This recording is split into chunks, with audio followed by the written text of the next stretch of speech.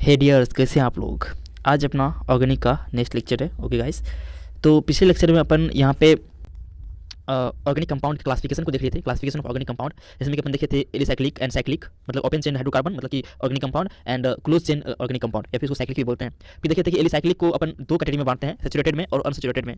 Saturated मतलब कि hydrocarbon या फिर सैचुरेटेड ऑर्गेनिक कंपाउंड में क्या होता है, कार्बन कार्बन सिंगल बॉन्ड होता है। बट अनसैचुरेटेड में क्या होता है, कार्बन कार्बन डबल बॉन्ड होता है, फिर कार्बन कार्बन ट्रिपल बॉन्ड होता है। उसी तरह से देखे थे साइक्लिक में क्या होता है कि एक होता है होमोसाइक्लिक कंपाउंड, एक होता है हेटेरोसाइक्लिक कंपाउंड। होमोसाइक्लिक में क्या होता है कि एक ही टाइप का, मतलब कि एटम जो होता है पूरा पूरा साइकिल में, पूरा पूरा क्लोज चेन में एक ही टाइप का, मतलब एक ही तरह का आइडेंटिकल एटम्स रहता है। बट हेटेरोसाइक्लिक में क्या होता है, आइडेंटिकल नहीं होकर कार्बन कार्बन की जगह पे कोई और एटम आ जाता है। ठीक है गाइस, तो इस तरह के कंपाउंड को अपन बोलते हैं हेटेरोसाइक्लिक कंपाउंड, और जिसमें एक ही तरह का होमोसाइक्लिक कंपाउंड है, या फिर अगर उसी में एक प्रकार में सारा कार्बन ही हो तो उसको बोलते हैं कार्बोसाइक्लिक कंपाउंड। इस तरह से इनको अपन देखे थे। हाँ, फिर देखे थे कि डबल बॉन्ड को अपन ओलेफिलिक या फिर ट्रिपल बॉन्ड को एसिटाइलिक बॉन्ड बोलते हैं। उसके बाद क्वेश्चन कुछ देख लिए थे किसमें कौन सा सैचुरेटेड हाइड्रोकार्बन है, कौन सैचुरेटेड हाइड्रोकार्बन है। फिर देखे थे कि ओलेफिलिक और एसिटाइलिक बॉन्ड को कैसे कैलकुलेट करे, कैसे फाइंड आउट करे, कैसे पता करे कोई कंपाउंड दे दिया तो कितना उसमें क्या होगा। फिर देखे थे होमोसाइक्लिक कंपाउंड होता क्या है, उसका सारा कुछ मतलब डिफिनेशन वगैरह सब देखे थे। हेटेरोसाइक्लिक देखे थे, हेटेरोसाइक्लिक क्या होता है। फिर अपन यहाँ पे आइडेंटिफिकेशन कर रहे थे, आइडेंटिफाई कर रहे थे होमोसाइक्लिक कंपाउंड कौन सा है, हेटेरोसाइक्लिक कंपाउंड कौन सा है। ठीक है। चलिए, आज आपका अपना नेक्स्ट लेक्चर है, जो कि बहुत ज़्यादा इंपॉर्टेंट, जितना इसका तारीफ करे उतना कम है, जो कि है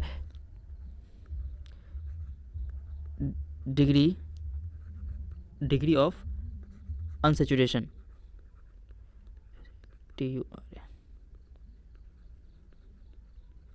ठीक है, डिग्री ऑफ अनसेचुरेशन, इसको शॉर्ट में हम डी भी बोलते हैं। क्या बोलते हैं इनको, डी भी बोलते हैं। और इनका एक और नाम है, उसको अपन बोल सकते हैं डबल बॉन्ड इक्विवेलेंट। क्या बोलते हैं इसको, डबल बॉन्ड इक्विवेलेंट।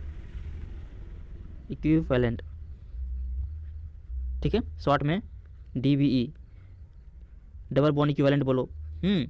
या फिर आप इनको एक और नाम दे सकते हो कि index of hydrogen deficiency. Index of hydrogen deficiency, hydrogen deficiency. ठीक है, इंडेक्स ऑफ हाइड्रोजन डिफिशियंसी आप इनको ये भी बोल सकते हो। ठीक है, आप इनको डबल बॉन्ड इक्विवेलेंट भी बोल सकते हो, और डिग्री ऑफ अनसैचुरेशन तो बोलते ही हैं, ज़्यादातर ये फेमस है degree of unsaturation. Okay guys, तो DU। तो अब बात ये करते हैं कि ये DU होता क्या है। एक्चुअली DU जो होता है ना, ये होता है कि कोई भी मॉलिक्यूल्स है, अगर कोई सपोज कोई मॉलिक्यूल्स है, उसका उसकी रिस्पेक्ट में उनका मतलब कि इक्विवेलेंट में कोई एल्केन ले लेते हैं, उसके कॉरस्पॉन्डिंग कोई एल्केन ले लेते हैं, और फिर देखते हैं कि कितना हाइड्रोजन मॉलिक्यूल का डिफिशियंसी है। तो उससे अपन DU निकाल कैलकुलेट करते हैं। जैसे कि हम यहाँ पर लिख देते हैं, मतलब कि इसको हम अगर बात करें DU का, तो इसको ऐसे डिफाइन करेंगे, deficiency of hydrogen molecule, hydrogen molecule. Okay, H2, deficiency of hydrogen molecule in a compound, in a compound, deficiency of hydrogen molecules in a compound, with respect to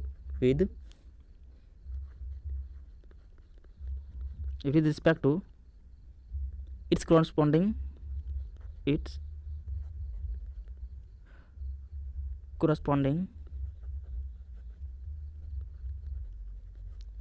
corresponding alkane,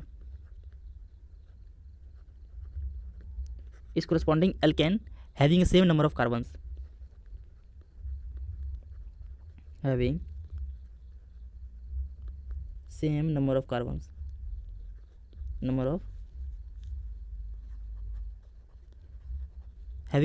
carbons, इसको क्या, इसी को हम बोलेंगे degree of unsaturation, DU। क्या कह रहा है कि डेफिशिएंसी ऑफ हाइड्रोजन मॉलिक्यूल का डेफिशिएंसी किसी भी कंपाउंड का। ठीक है, उसकी उसको कॉरस्पॉन्डिंग कोई एल्केन के रिस्पेक्ट में, उसके कॉरस्पॉन्डिंग कोई एल्केन के रिस्पेक्ट में। ठीक है, जिनके पास सेम नंबर कार्बन हो, वैसा एल्केन लेंगे जिनके पास सेम नंबर, जितना नंबर उस कंपाउंड में कार्बन का होगा उतना ही उस एल्केन के अंदर भी होगा, वैसा एल्केन लेंगे। फिर वहाँ पे दोनों को कंपेयर करेंगे कि कितना हाइड्रोजन का डिफिशियंसी आ रहा है दोनों के बीच में, फिर उसको बोलेंगे अपन डिग्री ऑफ अनसैचुरेशन गाइस। ठीक है, चलिए आजकल काउंट करके देखते हैं। जैसे कि एग्जाम्पल के तौर पर अपन ले लेते हैं यहाँ पे,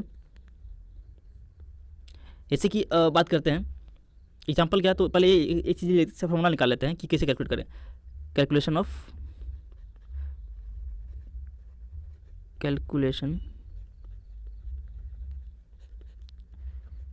DU, ठीक है।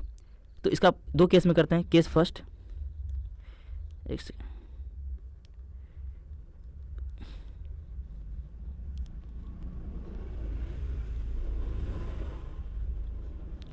फर्स्ट केस ये है, इफ स्ट्रक्चर इज गिवन, अगर आपको बस कंपाउंड का स्ट्रक्चर गिवन है, इफ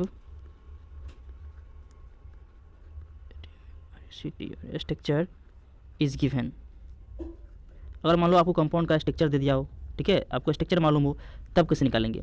जब आपको स्ट्रक्चर पता होता है उस केस में अपन जो करते हैं, उस केस में अपन करते हैं डी यू निकालते हैं। तो डी यू बराबर होता है number of pi bond, number of pi bond, मतलब उसके अंदर पाई बॉन्ड कितना है, plus number of ring, number of ring, अगर कंपाउंड में रिंग है तो रिंग का भी नंबर उसमें ऐड करेंगे, नंबर ऑफ रिंग, तो रिंग कितना है कंपाउंड में, अगर साइक्लिक कंपाउंड है तभी रिंग मिलेगा, ठीक है, अगर नहीं है तो नंबर ऑफ बॉन्ड से, पाई बॉन्ड से करेंगे, number of pi bond plus number of ring, इसी को अपन बोलते हैं डी यू। अगर आपको स्ट्रक्चर पता हो, स्ट्रक्चर दिया हुआ कंपाउंड का, तो इस तरह से अपन डी यू निकालते हैं। उसके अंदर पाई बॉन्ड कितना है और उसके अंदर रिंग कितना है, दोनों को ऑन करके दोनों को ऐड कर देंगे, तो इससे अपन निकालते हैं। अगर आपको स्ट्रक्चर दिया हुआ तो, जैसे एग्जाम्पल के तौर पर अपन देख लेते हैं, जैसे एग्जाम्पल के तौर पर अपन देख लेते हैं,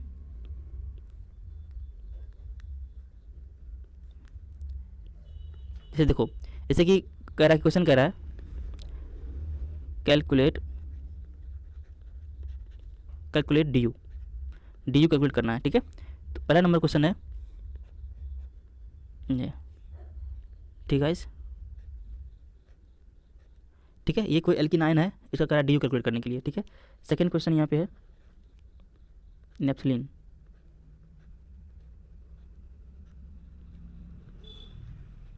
ठीक है,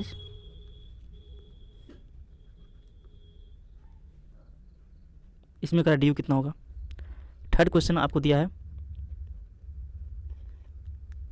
बेंजीन दिया है, ठीक है, इसके ऊपर साइनाइड ग्रुप लगा दिया है CN, ठीक है गाइस। फिर फोर्थ क्वेश्चन है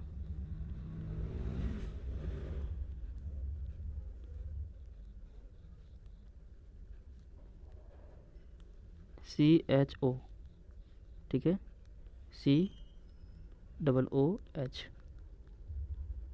ठीक है, इस तरह से। अब इन सबों में अपन कैलकुलेट करते हैं किसका कितना डी यू है। ओके गाइज, चलिए देखते हैं। अब देखो, इसमें रिंग तो है नहीं, इसमें क्या करेंगे, नंबर ऑफ पाई बॉन्ड से करेंगे। इसमें क्या करेंगे, नंबर ऑफ पाई बॉन्ड कितना है। तो अब देखो, एक पाई तो यहाँ पे है, ठीक है, और यहाँ पे दो पाई यहाँ पे है, टोटल कितना हो गया 3। इसका मतलब डी यू कितना हो गया, डी यू उसका 3 हो गया।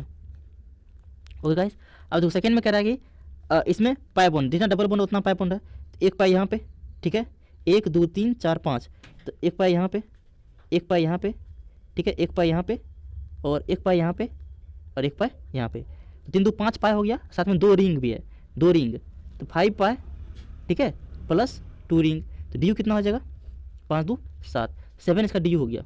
एक सेकेंड, डी यू कितना हो गया इसका, डी यू इसका हो गया 7, ठीक है गाइस, डी यू इनका कितना हो गया 7।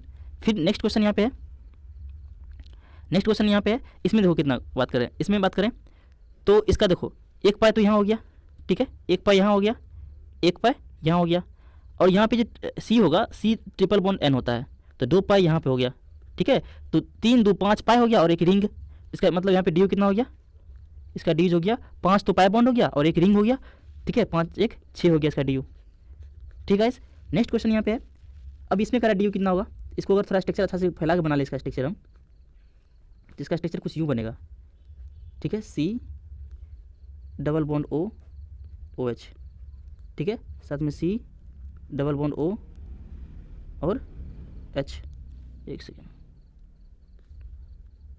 H। अब देखो इसमें बात करें तो एक पाई बॉन्ड तो यहाँ हो गया, एक पाई बॉन्ड यहाँ हो गया, और एक पाई बॉन्ड यहाँ हो गया, साथ में एक रिंग, तो 3 पाई बॉन्ड और एक रिंग, तो इसका मतलब 3 1 4, तो इसका डी यू कितना हो गया 4, ठीक है गाइस। तो इस तरह से अपन डी यू कैलकुलेट करते हैं। अगर आपको स्ट्रक्चर मालूम है तो, अगर आपको स्ट्रक्चर मालूम है तो अपन कैसे करते हैं कि number of pi bond plus ring, ring और नंबर ऑफ पाई बॉन्ड को दोनों को एडअप कर देंगे, इससे अपन डी यू निकाल सकते हैं अगर आपको कंपाउंड का स्ट्रक्चर दिया हो तो, ठीक है। तो फर्स्ट केस था if structure is given then we can calculate like this. Okay guys, next बात करें, अगर हम नेक्स्ट अगर बात करते हैं नेक्स्ट अगर बात करते हैं, नेक्स्ट केस कर रहा है कि if molecular formula is given, अगर आपको मोलिकुलर स्ट्रक्चर ना देके, आपको स्ट्रक्चर ना देके अगर मोलिकुलर फॉर्मूला दिया हो, आपको स्ट्रक्चर नहीं देके आपको बस मोलिकुलर फॉर्मूला दिया हो। Next case number 2, case number 2 का अगर बात करते हैं, केस नंबर 2 में क्या कह रहा है, if molecular formula is given, molecular formula, if molecular formula is given, अगर आपको मोलिकुलर फॉर्मूला पता हो या दिया हुआ हो तो उस केस में हम डी कैसे कैलकुलेट करेंगे, उस केस में हम डी कैसे पता करेंगे। ठीक है, इस केस में भी दो सब केस बनता है। एक नंबर में, ए नंबर में क्या कर रहा है कि फॉर हाइड्रोकार्बन्स, हाइड्रोकार्बन्स क्या होता है, जिसके अंदर सिर्फ और सिर्फ हाइड्रोजन और कार्बन हो, हाइड्रोकार्बन्स। अगर आपको हाइड्रोकार्बन्स दिया हो तो इस केस में क्या होता है, इस केस में हम कोरस्पॉन्डिंग एल्केन से क्या कंपेयर करेंगे। हाँ, तो इस केस में क्या करेंगे, इस केस में एल्केन से कंपेयर करेंगे, ध्यान रखना, एल्केन से, कोरस्पॉन्डिंग एल्केन से कंपेयर करेंगे, एल्केन से क्या करेंगे, कंपेयर करेंगे। ठीक है, जैसे कि एग्जाम्पल के तौर पे बात करते हैं, जैसे आपको दिया हुआ C2H4, क्या दिया हुआ है, C2H4, ये क्या है, ये है इथीन, क्या है ये, इथीन है, तो इनका एल्केन क्या बनेगा, सेम कार्बन का बनना चाहिए, इनका एल्केन बनेगा C2H6। ठीक है, अब देखो इसके अंदर डी कितना हाइड्रोजन का डिफरेंस है। अगर डिफिशियंसी का बात करते हैं, यहाँ पे डेफिशिएंसी का अगर बात करते हैं, कितना का डिफिशियंसी है, तो यहाँ पे डिफिशियंसी अगर बात करते हैं तो यहाँ पे एक H2 मॉलिक्यूल्स का डिफिशियंसी है, इसका डी कितना हो जाएगा, इसका डी हो जाएगा 1, इसका डी क्या हो जाएगा 1। सेकेंड नंबर में बात करते हैं, सेकेंड में दिया है मान लो सपोज C6H6, ये बेंजीन का फॉर्मूला है, मतलब कि मोलिकुलर फॉर्मूला है C6H6। ठीक है, इस केस में C6H6 के केस में हम जो है इसका कोरस्पॉन्डिंग एल्केन क्या बनेगा, उतना ही कार्बन का C6H14, क्या बनेगा C6H14। अब देखो इसमें C6 तो 6 कार्बन है, हाइड्रोजन कितना हाइड्रोजन का डिफिशियंसी है, तो 6 यहाँ पे है, यहाँ पे 14 है, मतलब 8, लगभग 8 हाइड्रोजन का क्या है यहाँ पे डिफिशियंसी है। ठीक है, अब देखो 8 हाइड्रोजन का डिफिशियंसी है, 8 हाइड्रोजन, जब 8 हाइड्रोजन का डिफिशियंसी है तो बोले तो कितना H2 मॉलिक्यूल हो गया, यहाँ पे 4 H2 मॉलिक्यूल हो जाएगा। जब 4 H2 मॉलिक्यूल का, इसका मतलब इसका डी कितना हो जाएगा 4। ठीक है, नेक्स्ट की अगर बात करते हैं, नेक्स्ट अगर आपको दिया हो सपोज जैसे कि C3H4 दिया हुआ है, C3H4 दिया हुआ है, इसके कोरस्पॉन्डिंग एल्केन निकालेंगे, इसके कोरस्पॉन्डिंग उतना ही कार्बन का एल्केन क्या हो जाएगा C3H8, क्या हो जाएगा C3H8, ये उसके कोरस्पॉन्डिंग एल्केन हो गया। अब देखो यहाँ पे कितना 3 का हाइड्रोजन और 3 कार्बन है, हाइड्रोजन कितना डिफिशियंसी है 4 हाइड्रोजन का, 4 हाइड्रोजन बोले तो 2 H2 मॉलिक्यूल, 2 हाइड्रोजन का मॉलिक्यूल्स, 2 हाइड्रोजन मॉलिक्यूल का डिफिशियंसी है, इसका मतलब यहाँ पे डी कितना हो जाएगा 2 हो जाएगा इसका गाइस। तो इस तरह से अगर आपको मोलिकुलर फॉर्मूला दिया हुआ हो, ठीक है, तो हम देखेंगे कितना H2 मॉलिक्यूल का डेफिशिएंसी हो रहा है, डेफिशिएंसी किसका H2 मॉलिक्यूल्स का। ठीक है, कितना H2 मॉलिक्यूल का डेफिशिएंसी हो रहा है वही डी हो जाएगा। ठीक है गाइस, अब इसमें पहला नंबर में क्या था, इसके सेकंड केस का पहला ए में था, अगर आपको हाइड्रोकार्बन गिवन हो, अगर आपको हाइड्रोकार्बन दिया हुआ हो तो हम ऐसे निकालेंगे। हाँ, उसके बाद अगर आपको हाइड्रोकार्बन नहीं देके हाइड्रोकार्बन का डेरिवेटिव दिया हो, मतलब कि कार्बन एंड हाइड्रोजन के साथ साथ कोई और कंपाउंड, मतलब कि एटम उसके अंदर कंपाउंड के अंदर है, मतलब कि अगर आपको हाइड्रोकार्बन का डेरिवेटिव दिया हो, बी नंबर में क्या करा है, अगर करा कि four hydrocarbon derivative, hydrocarbon derivatives, hydrocarbon derivatives. अब देखो हाइड्रोकार्बन डेरिवेटिव्स के लिए क्या कर रहा है, हाइड्रोकार्बन डेरिवेटिव्स के लिए आपको क्या कर रहा है, अगर आपको इसमें अलग अलग नंबर है, अगर मोलिकुलर फॉर्मूला है ऑक्सीजन, इफ मोलिकुलर, अगर मोलिकुलर फॉर्मूला के पास ऑक्सीजन हो, if molecular formula has oxygen, ठीक है, हैव ऑक्सीजन, अगर मोलिकुलर फॉर्मूला के पास ऑक्सीजन दिया हो, ठीक है, अगर मोलिकुलर फॉर्मूला के पास ऑक्सीजन हो, उस केस में क्या करते हैं अपन, उस केस में एक सेकंड गाइस, अगर मोलिकुलर फॉर्मूला के पास ऑक्सीजन हो उस केस में क्या करते हैं, रिमूव ऑल द ऑक्सीजन, हाँ, रिमूव ऑल द ऑक्सीजन,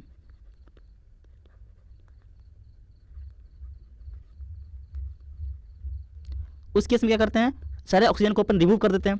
फिर ऑक्सीजन को रिमूव करने के बाद, ऑक्सीजन को रिमूव करने के बाद जो आपको आता है यहाँ पे, एक सेकेंड गाइस,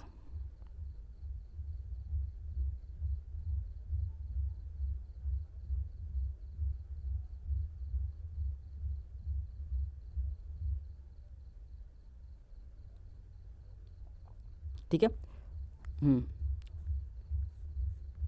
हाँ, कह रहा है रिमूव ऑल द ऑक्सीजन। अगर मोलिकुलर फॉर्मूला के अंदर आपको ऑक्सीजन दिया हो तो सारा ऑक्सीजन को रिमूव कर लेंगे, फिर जो बाकी फॉर्मूला बचेगा उसको फिर उसके कोरस्पॉन्डिंग एल्केन से कंपेयर करेंगे, फिर देखेंगे कि कितना ऑक्सीजन का डिफिशियंसी हो रहा है।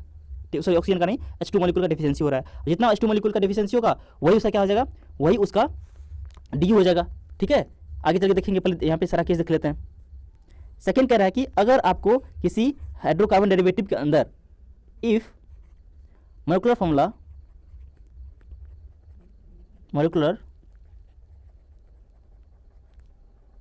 have halogen, अगर मोलिकुलर फॉर्मूला के अंदर क्या हो, हेलोजन हो, मतलब fluorine, chlorine, bromine and iodine में से कोई हो, ठीक है, X हो, तो क्या करते हैं उस केस में, क्या करते हैं उस केस में जितना भी हेलोजन दिया हो आपको, उस सारे हेलोजन को क्या करते हैं, रिप्लेस करते हैं हाइड्रोजन से। इस केस में क्या करेंगे कि रिप्लेस हेलोजन विद हाइड्रोजन, उस केस में हेलोजन को हाइड्रोजन से रिप्लेस करते हैं। जब हेलोजन को हाइड्रोजन से रिप्लेस कर देंगे, फिर उसका कोरस्पॉन्डिंग एल्केन निकालेंगे, फिर उस एल्केन में कंपेयर करेंगे कि कितना H2 मॉलिक्यूल का डेफिशिएंसी है। जितना H2 मॉलिक्यूल का डेफिशिएंसी होगा वही उसका DU हो जाएगा। थर्ड केस में, थर्ड नंबर पे क्या देखते हैं, थर्ड केस में थर्ड की पॉइंट क्या है, थर्ड ये है कि इफ मोलिकुलर फॉर्मूला है नाइट्रोजन, अगर आपके मोलिकुलर फॉर्मूला के पास क्या हो, if molecular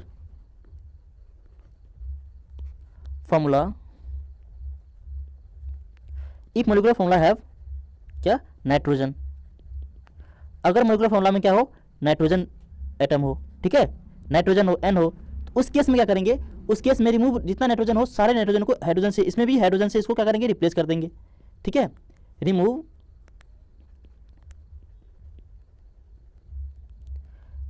nitrogen with, sorry यहाँ पे रिमूव करेंगे नाइट्रोजन को, रिमूव नाइट्रोजन विद हाइड्रोजन, और नाइट्रोजन के साथ हाइड्रोजन को भी रिमूव करेंगे, नाइट्रोजन जो हाइड्रोजन लगा हुआ है उसको भी रिमूव करेंगे, रिमूव नाइट्रोजन विद हाइड्रोजन। ठीक है, अब देखो, अब इस पे हम क्वेश्चन करके देखते हैं, फिर जाके अच्छे से समझ में आएगा। जैसे देखो, पहला कह रहा है कि if molecular formula have oxygen, जैसे एग्जांपल, इसमें भी एग्जांपल यहीं लिख देखते हैं। अगर मोलिकुलर फॉर्मूला में क्या हो, ऑक्सीजन हो, जैसे कि एग्जांपल के तौर पे C2H4O।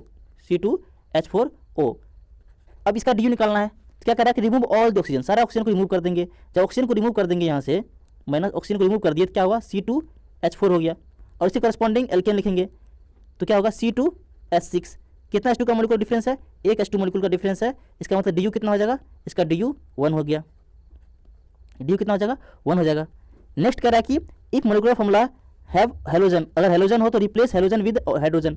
अगर जैसे एग्जांपल के तौर पे बात करते हैं, जैसे आपको दे दिया है, सपोज कोई ऐसा जैसे कि C2H5Cl, मतलब कि इथाइल हैलाइड दे दिया आपको, इथाइल क्लोराइड दे दिया, C2H5Cl। ठीक है, फर्स्ट एग्जांपल ये था, सेकेंड बार लो आपको दिया है C2H5Cl, मतलब इथाइल क्लोराइड। इस केस में क्या करेंगे कि हेलोजन को रिप्लेस कर देंगे हाइड्रोजन से, तो यहाँ पे हाइड्रोजन ला के दे देंगे, तो क्या हो जाएगा, C2H6। अब देखो ये क्या एल्केन ही है ना, ये एल्केन ही है, जिसका मतलब इसमें इसके अंदर अगर बात करते हैं DU कितना होगा, इसके करस्पॉन्डिंग एल्केन तो वही बनेगा ना, C2H6 ही बनेगा।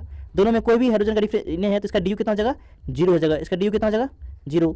ठीक है, नेक्स्ट कह रहा है कि अगर आपको इसमें नाइट्रोजन दिया हो, इसके अंदर क्या हो, नाइट्रोजन हो, जैसे एग्जाम्पल के तौर पर आपको मान लो दिया C3H7N, C3H7। नाइट्रोजन दो तरह का हो सकता है, अगर ये मतलब कि नाइट्रोजन अगर यहाँ पे अगर बात करें हैं, N सिर्फ N हो, एक नाइट्रोजन हो N के फॉर्म में, तो वहाँ पे एक हाइड्रोजन माइनस करेंगे, एक हाइड्रोजन को क्या करेंगे, माइनस करेंगे, हटाएंगे। अगर N2 हो तो ठीक है, N2 अगर हो तो यहाँ पे 2 हाइड्रोजन को माइनस करेंगे, 2 हाइड्रोजन माइनस कर देंगे उससे। ठीक है, रिमूव नाइट्रोजन कर रहा है ना हाइड्रोजन के साथ, तो नाइट्रोजन को हाइड्रोजन के साथ एक नाइट्रोजन हटाएंगे तो एक हाइड्रोजन, मतलब कि हाइड्रोजन भी हटाएंगे। ठीक है, तो जैसे कंपाउंड अगर मान लो एग्जांपल के तौर पे अगर ले लिए हम, जैसे यहाँ पे है C3H7N, तो एक नाइट्रोजन को हटाएंगे, एक हाइड्रोजन को हटाएंगे, इसके करस्पॉन्डिंग क्या बनेगा, C3H6 बनेगा। ठीक है, एल्कीन, अभी एल्कीन है, इसके करस्पॉन्डिंग क्या बनाएंगे, एल्केन बनाएंगे, क्या होगा, C3H8, ये एल्केन हो गया। अब जो कितना हाइड्रोजन का डिफिशियंसी है, तो मतलब 2 हाइड्रोजन, मतलब कि एक H2 मॉलिक्यूल का डिफिशियंसी है। इसका मतलब इसका DU कितना हो गया, इसका DU 1 हो जाएगा। ठीक है, अगर एक N है, N है तो एक नाइट्रोजन है तो एक हाइड्रोजन माइनस करेंगे, अगर यहाँ पे एक हाइड्रोजन को माइनस करेंगे। ठीक है, अगर N2 है तो 2 हाइड्रोजन को माइनस करेंगे गाइस। ठीक है, तो इस तरह से अपन यहाँ पे कैलकुलेट करते हैं। ओके गाइस, चलिए इस तरह से अपन DU कैलकुलेट करते हैं। अब देखो इसके अंदर एक क्या करते हैं, एक नोट लिखते हैं जो कि इंपॉर्टेंट है। नोट क्या कह रहा है, नोट ये है कि हाँ, नोट आपको ये है, अगर कोई कंपाउंड है, ठीक है, कोई कंपाउंड है, कोई कंपाउंड दिया आपको, इस कंपाउंड का मान लो DU 0 है, इस कंपाउंड का DU क्या है, 0 है। अगर DU 0 है तो ये कंपाउंड शो करेगा, ठीक है, ये कंपाउंड शो करेगा, ये क्या है, एलिसाइक्लिक है। So this is acyclic. ये क्या है, एसाइक्लिक है। हाँ, acyclic with only single bond, acyclic with only single bond. ये तो ऐसे मान कॉमन सेंस से भी निकाल सकते हैं अपन, क्योंकि अगर DU 0 है, DU 0 है इसका मतलब ना तो इसमें रिंग भी है, ना इसमें रिंग है, रिंग रहता DU 1 है, ना रिंग है इसमें, ना डबल बॉन्ड है, कार्बन कार्बन डबल बॉन्ड है, ना कार्बन कार्बन ट्रिपल बॉन्ड है, तो क्या है, तो बस सिंगल बॉन्ड है। ठीक है, और वो एलिसाइक्लिक, रिंग तो होगा ही नहीं, इसका मतलब एलिसाइक्लिक होगा, ये मतलब एसाइक्लिक होगा। हाँ, साथ में यहाँ पे सिंगल बॉन्ड होगा उस पूरे कंपाउंड के अंदर, तो ये हो गया। ठीक है, तो इस तरह से अपन जो यहाँ पे ये निकालते हैं कि DU कैसे निकालते हैं गाइस। ठीक है, तो ये बहुत ही इंपॉर्टेंट है, आगे चल के आपको समझ में आएगा कि ये DU इतना इंपॉर्टेंट क्यों है। ठीक है, आगे जब अपन आइसोमेरिज्म पढ़ेंगे, आगे जो रिएक्शंस पढ़ेंगे GOC2 वगैरह सब में, ठीक है, जनरल ऑर्गेनिक केमिस्ट्री पढ़ेंगे, देन आपको समझ में आएगा DU कितना ज़्यादा इंपॉर्टेंट है। सो गाइज प्लीज़ इस DU को अच्छे से आप कैलकुलेट करें, इसको समझे, इसको DU कैसे अपन निकालते हैं। ये था अपना डिग्री ऑफ अनसेचुरेशन। ठीक है, ये अपन पढ़ लिए डिग्री ऑफ अनसेचुरेशन, इसको एक और नाम देते हैं double bond equivalent, double bond equivalent या फिर इंडेक्स ऑफ हाइड्रोजन डिफिशियंसी। वही निकाल रहे ना अभी, कितना हाइड्रोजन डिफिशियंट है उससे कॉरस्पॉन्डिंग एल्केन से, इसलिए इसको एक और नाम देते हैं index of hydrogen deficiency. Okay guys, so guys thank you for watching and listening, keep support, please like share and subscribe. Thank you for watching.